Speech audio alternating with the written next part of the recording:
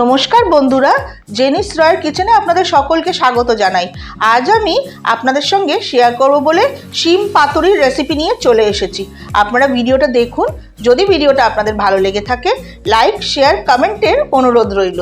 আর যদি আমার চ্যানেলে আপনারা নতুন বন্ধু হয়ে থাকেন তাহলে চ্যানেলটিকে সাবস্ক্রাইব করে বেল আইকন অবশ্যই প্রেস করে দেবেন, যাতে যখনই আমি কোনো নতুন রেসিপি আপলোড করব তার নোটিফিকেশন সবচেয়ে প্রথমে আপনাদের কাছে চলে যাবে। তাহলে চলুন দেখে নিই আমার এই ভিডিওটি।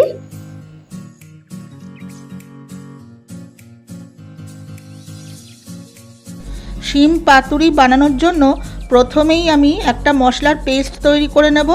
তার জন্য গ্রাইন্ডিং জারের মধ্যে নেব 1 টেবিলস্পুন সর্ষে পাউডার। আমি এই রেসিপিতে সর্ষে পাউডারের ব্যবহার করছি। 1 টেবিলস্পুন নারকেল কোড়া আর 4টে কাঁচা লঙ্কা, সব কিছুর একটা ফাইন পেস্ট তৈরি করে নেব। সর্ষে, নারকেল আর কাঁচা লঙ্কার পেস্ট তৈরি করা হয়ে গেছে। ওভেনে একটা কড়াই বসিয়ে দিয়েছি। কড়াইতে দেব পরিমাণ মতন সর্ষের তেল। তেল গরম হয়ে গেছে। আমি ফোড়নের জন্য দেব কালো জিরে। কালো জিরে ভেজে সুন্দর গন্ধ বেরিয়ে গেছে। আমি দিয়ে দেব শিম। আমি শিমগুলোর দুদিকের শিরা ভালো করে ছাড়িয়ে দু টুকরো করে কেটে নিয়েছি। শিমগুলোকে আমি নাড়িয়ে চাড়িয়ে ভেজে নেব। একটু হলুদ গুঁড়ো দিয়ে শিম ভাজবো।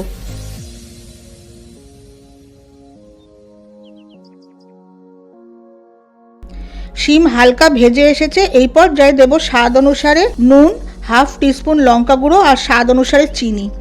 শিম পাতুরি মিষ্টি মিষ্টি খেতে বেশ ভালো লাগে, তাই চিনিটা একটু বুঝে দিলাম।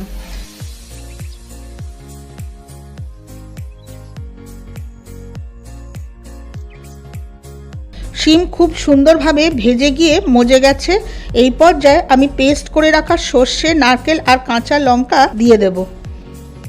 আমি পেস্ট করে রাখা মশলার মধ্যে সামান্য একটু জল দিয়ে গুলে দিয়েছি। কড়াই কভার করে দেব।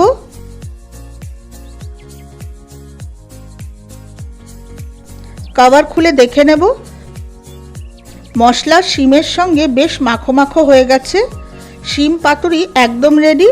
শেষে আমি দিয়ে দেব একটু কাঁচা সর্ষের তেল। কড়াই কভার করে কিছুক্ষণ রাখার পর আমি শিম পাতুরি প্লেট করব।